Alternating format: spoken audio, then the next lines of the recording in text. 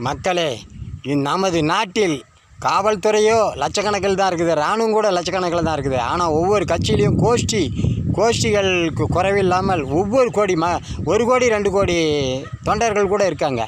தொண்டர்கள் எல்லாம் படைகளாக மாறுவதற்கும் வாய்ப்பு இருக்கிறது.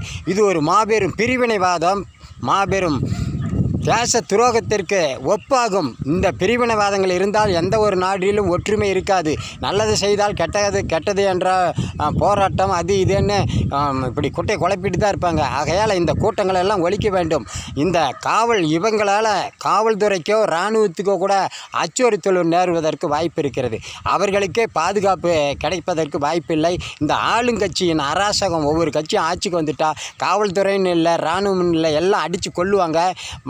இந்த கட்டுத்திட்டமே இல்லை. ஆகையால் மக்களுக்கு எங்கே பாதுகாப்பு தரப்போகிறாங்க? சிந்திச்சு பாருங்கள். எல்லாம் சுயாட்சி லட்சியத்திற்கு ஆதரவாக நோட்டாவுக்கு வாக்களித்து உறுப்பினர் சேருங்க. நன்றி, வணக்கம்.